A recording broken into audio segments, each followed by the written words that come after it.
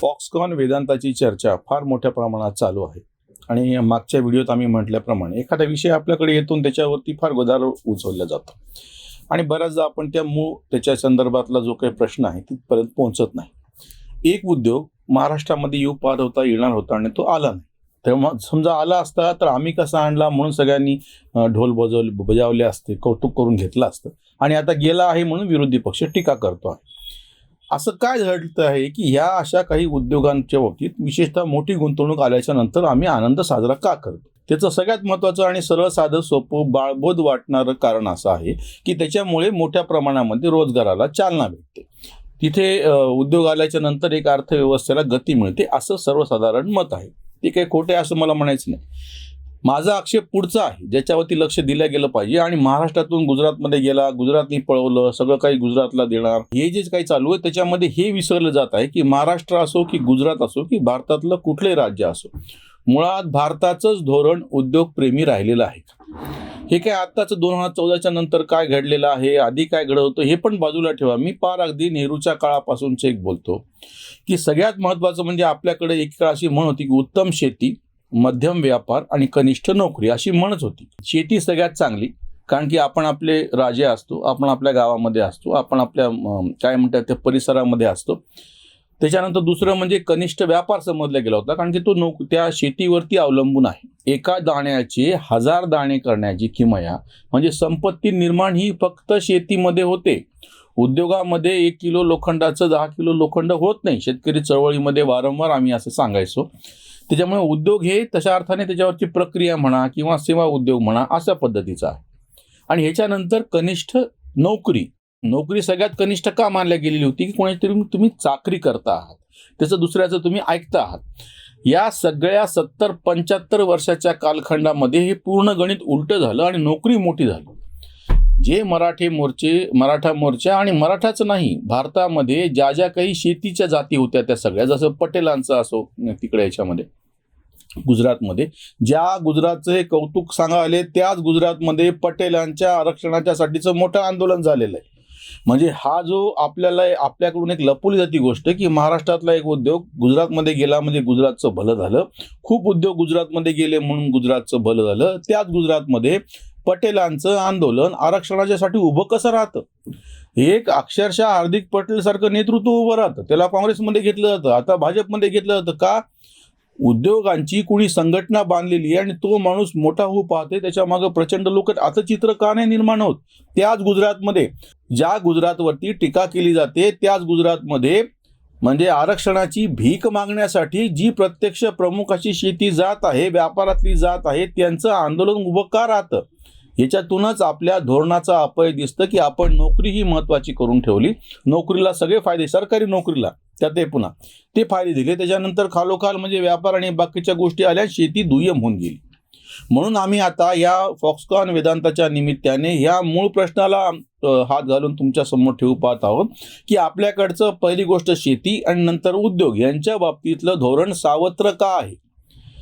शेतकऱ्याचं मरण हे सरकारचं धोरण असं आम्ही जसं शेतीच्या आंदोलनामध्ये त्या संदर्भामध्ये बोलतो, त्याच्याच एक दुसरा पुढचा भाग आहे की उद्योगांच्या बाबतीमध्ये सुद्धा आपलं सरकार आधीपासून कधीही पोषक राहिलं नाही. लायसन कोटा परमिट ट्रायल असं म्हणतात. तुम्ही आजही प्रामाणिकपणे स्वच्छ हेतूने चांगल्या कल्पना घेऊन उद्योग करणाऱ्यांना विचारा की त्यांना किती त्रास होतात ते. म्हणजे त्याच्या परवानग्या काढणे, लायसन कोटा परमिट राज म्हणजे तुमचे ते इन्स्पेक्टर राज जे असायचे ते येऊन तुम्हाला कसा त्रास देणार, जे तयार माल आहे त्याची वाहतूक करणे, ते परदेशामध्ये पाठवणे निर्यात आणि ह्या सगळ्यामध्ये येणाऱ्या अडथळे. म्हणजे तुमच्या असं लक्षात येईल की आता आपण भांडतोय महाराष्ट्रातला उद्योग गुजरातमध्ये गेला म्हणून, म्हणजे नितकोर भाकरी आहे ती भाकरी कुठे गेली याच्यावरून वादविवाद चालू आहे, जेणेकरून त्याच्यानं दोघांची पण भूक भागणार नाहीये. उद्योगाला पूरक वातावरण असलं असतं तर महाराष्ट्रच नाही, गुजरातच नाही, संपूर्ण भारतामधून जिथं जिथं छोट्या प्रमाणात मोठ्या प्रमाणात उद्योग चालतो त्याला चालना भेटू शकली असती आणि फार मोठ्या प्रमाणामध्ये त्याच्यातून आर्थिक उलाढाल पण होऊ शकली असती. आत्ताचंच उदाहरण आहे, अगदी ताजं उदाहरण आहे. खाद्यतेलाच्या आयातीच्या संदर्भामध्ये करातून सवलत दिली आयात शुल्कामध्ये, त्याचा परिणाम झाला की आपल्याकडच्या खाद्यतेलाचे भाव धाडकन कोसळले. 180 पर्यंत गेलेले भाव 40-45 20-25% जवळपास ते भाव उतरले. कशामुळे? तथाकथित मध्यमवर्ग जो काही मतदार आहे त्याला सुखावण्यासाठी सरकारने असं, हे आताचं सरकार नाही, प्रत्येक वेळी असं घडत आलेलं आहे की तुम्ही एका वर्गाला सुखावू पाहत आहात, त्याच्या बदल्यामध्ये शेतकऱ्याचा तोटा होतो आणि उद्योगाचा तोटा होतो. या दोन्ही वारंवार म्हणजे स्वातंत्र्याचा अमृत महोत्सव साजरा करत असताना मुळात आपलं सगळं धोरण हे शेतीपूरक आणि उद्योगपूरक आहे का? आपलं सगळं धोरण दुर्दैवाने नोकरीपूरक राहिलं. नोकरीला सगळं ग्लॅमर, सगळं महत्त्व, सगळं सोनं चांदी जे काय असेल त्याच्या भोवती उभं केलं तुम्ही. याचा परिणाम हा झाला की प्रत्येकाला नोकरी पाहिजे आहे, सरकारी नोकरी पाहिजे आहे. ती मिळणार हे माहिती आहे, पण तरी नोकरी पाहिजे आहे. त्याच्यासाठी आंदोलनं उभी राहत आहेत. त्या आंदोलनाला प्रचंड प्रमाणामध्ये प्रतिसाद सर्वसामान्य लोक देतात, कारण की त्यांच्या बुद्धीवरती ते सांगितलं गेलेलं आहे. आता ही स्पर्धा परीक्षेसाठी जागा असतात जेमतेम 1000, म्हणजे 700-800-900 पण जागा नसतात IASच्या. त्याच्यासाठी 20-25 लाख मुलं बसतात. तुम्ही हा प्रचंड प्रमाणातला असमतोल लक्षात घ्या. म्हणजे ज्या ठिकाणी म्हणजे जो रस्ताच नाही कुठे जाणारा त्यावर किती हा भक्क प्रकाश, असं भमा परसवाळ्यांनी एका कवितेमध्ये लिहिलेलं आहे. तसं झालं हे. सगळ्या लोकांना ते मिळूच शकत नाही, सगळे क्वालिफाईड झाले तरी. शिका, मोठे व्हा, हे जे काही सांगितलं गेलं होतं 1947च्या नंतर, भारत स्वतंत्र झाल्याच्या नंतर, शिक्षण हे कसं वाघिणीचं दूध आहे, सगळ्यांनी तेच सांगितलं. आता ओव्हर क्वालिफाईड म्हणून आपण असं आपल्याकडं प्रचंड प्रमाणातलं मनुष्यबळ तयार झाले. एका नोकरीसाठी पात्र उमेदवारासाठी इकडं रांगाच्या रांगा लागलेल्या आहेत. पूर्णपणे कागदोपत्री तुम्हाला जी डिग्री पाहिजे ती आहे, कुठल्या परीक्षा घ्या त्याच्यातून पास झालेत, आणि प्रत्यक्ष जागा किती आहेत? अतिशय मुठभर नाही, चिमुटभर नाही, कणभर असा शब्द आहे आपल्याकडे, तशा जागा आहेत नोकरीसाठीच्या. आणि नेमकं उलट जी फार मोठ्या प्रमाणातली लोकसंख्या शेतीवरती अवलंबून आहे, सेवा व्यवसायावरती अवलंबून आहे आणि उद्योगांवरती अवलंबून आहे. म्हणजे एकूण समजा ज्याला आपण काय म्हणतो रोजगारक्षम, प्रत्यक्ष काम करणारे जे लोक आहेत, काहीतरी कमवतात आणि दुसऱ्याचं पोट भरतात, आपल्या घरातल्या म्हाताऱ्या माणसाचं, लहान मुलांचं. तर हे जर गणित पाहिलं तर 50 ते 60 कोटी लोक भारतामध्ये काही ना काहीतरी कमावतात. म्हणजे नोकरी करणं असो, स्वयंरोजगार असो, सरकारी नोकरी, खाजगी नोकरी, छोटे मोठे उद्योग, गाडी चालवणे, काही समजा.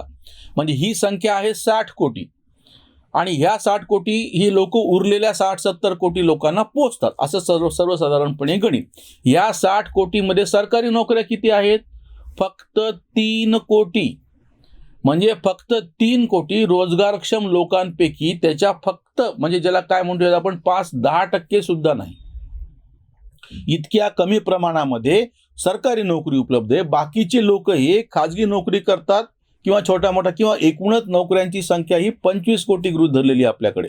म्हणजे सरकारी तर सोडाच, बाकी ज्या छोट्या नोकरी ज्याला म्हणतो आपण, स्वतः आपण कोणाकडे काहीतरी काम करतो आणि त्याच्या बदल्यामध्ये आपल्याला पैसे भेटतात. बाकीचे 30-35 म्हणजे अर्ध्यापेक्षा जास्त लोक हे त्यांचे पैसे कमवतात.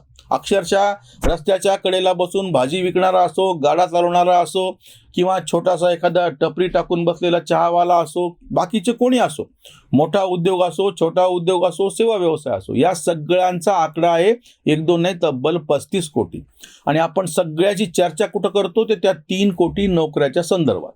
आता फॉक्सकॉन वेदांताच्या निमित्तानं ज्या पद्धतीनं आरडाओरडा सेगडून केलं, कुठल्याही कारणानं असो, म्हणून मी पहिल्यांदाच असं म्हणालो की हा उद्योग गेला म्हणून शिवाय घालणं असो, की उलट समजा हा उद्योग आला असता तर आम्ही कसं फार मोठं काम केलं आणि महाराष्ट्रामध्ये इतकी गुंतवणूक आली म्हणून स्वतःची पाठ थोपटून घेणं असो, दोन्ही सारख्याच गोष्टी आहेत.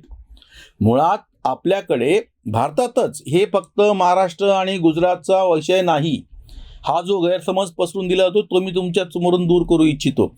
असं समजा की इथं उद्योग आलेले आहेत, अजूनही नवीन उद्योग आलेले आहेत, आपल्याला भाषणं काय ऐकायला मिळतात, ह्याच्यापेक्षा जास्तची गुंतवणूक महाराष्ट्रामध्ये येणार, येऊ की न येऊ असं समजून आली. पुढचं हे उत्तर देत नाहीत की अशा उद्योगांना पोषक असं वातावरण आम्ही ठेवतो आहोत का? आमच्याकडे लगेच युनियन तयार होते, लगेच एखादा नेता तिथं जातो, लगेच तिथून खंडणी मागितली जाते. उद्योजकांकडून फार मोठ्या प्रमाणामध्ये स्थानिक पातळीवरती असो किंवा वरती असो पैसा उकळला जातो. आशिष शेलारांनी जो रोखठोक प्रश्न विचारलेला आहे की तुम्ही किती टक्के त्यांना मागितलेले होते आणि तुम्ही 10% पैसे मागितले म्हणून तो उद्योग निघून गेला, असं आहे का? ह्याच्यातलं कटू सत्य हे आहे की आम्ही उद्योगांना पोषक वातावरण ठेवलेलं नाही, जसं शेतीला ठेवलेलं नाही आणि शेतकऱ्यांनी आत्महत्या करून हे सिद्ध करून दाखवलं. आजही शेतीचा वाटा घटलेला आहे. दुसरं म्हणजे आम्ही उद्योजकांना पोषक वातावरण ठेवलेलं नाही म्हणून उद्योग इकडं तिकडं पळणे म्हणा किंवा परदेशात जाणे म्हणा. आणि तिसरं म्हणजे सेवा व्यवसाय, ज्याच्यामध्ये पण प्रचंड प्रमाणामध्ये रोजगार आहे, त्याला पण पोषक वातावरण ठेवलं नाही. म्हणजे उदाहरणार्थ समजा इन्फ्रास्ट्रक्चर, रस्ते जर खूप चांगले असतील तर त्या रस्त्यावरून छोटीशी वाहतूक करणारा जो सर्व्हिस म्हणजे सेवा व्यवसाय देणारा, पर्यटन करणारे बाकीचे जे लोक असतात त्यांना सोपं जातं. आज जर ते ठिकाणी रस्ते नीट नसतील, वीज नसेल, पाणी नसेल, रेल्वेची सोय नसेल, तर तो सेवा व्यवसाय जो करणारा आहे त्याला कुठं पोषक वातावरण राहणार आहे. म्हणजे 3 पद्धतीनं आम्ही नुकसान केलं. एक तर शेतीची उपेक्षा केली, त्याच्यावर आम्ही वारंवार बोलत आलेलो आहे, संघटनांनी सगळं मांडलेलं आहे, आर्थिक शुद्ध शास्त्रशुद्ध आर्थिक भाषेमध्ये त्याचं शोषण कसं झालं सांगितलेलं आहे. नंबर 2 उद्योग. आता ज्या पद्धतीनं पळवापळ होती किंवा सिंगूरचं उदाहरण सगळ्यात फेमस आहे की तिथून उद्योग उचलून कशा पद्धतीनं नंदीग्रामहून इकडे गेलेला होता, गुजरातमध्ये गेला होता, पश्चिम बंगालमधून टाटांचा उद्योग. तिसरं जे आता आहे सेवा व्यवसायामध्ये खूप मोठ्या प्रमाणामध्ये आता नवीन तरुण काही करू पाहत असतील, नवीन स्टार्टअप येत असतील, असंख्य गोष्टी आहेत, त्यांच्यासाठी इन्फ्रास्ट्रक्चर संरचना अतिशय चांगल्या असणे हे आम्ही केलेलं नाही. आणि दुर्दैवाने आम्ही चर्चा काय करतो, एक उद्योग गेला काय, एक उद्योग आला काय, किंवा त्या ठिकाणी जिल्हा झाला काय, किंवा नवीन वेगळं राज्य झालं की त्याची राजधानी झाली की त्याच्यामुळं कसा पैशाची, म्हणजे याच गोष्टी चालतात सगळ्या. सरकारच्या पुढं पाहून अतिशय लाचारीनं सरकारने काहीतरी सांगायचं, योजना जाहीर करायची आणि सांगायचं की कसं भलं झालं, किंवा आमच्या जिल्ह्याला मंत्रीच कसा भेटला नाही, किंवा मंत्री भेटला म्हणजे कसा फायदा आहे, असं आपल्याला खोटं चित्र आपल्यासमोर उभं केलं जातं. मूलतः शेती असो किंवा उद्योग असो यांची आपण मोठ्या प्रमाणामध्ये उपेक्षा केलेली आहे आणि त्याचा तोटा होतो आहे, हे नीट लक्षात घेतलं पाहिजे. इथे थांबूयात. धन्यवाद.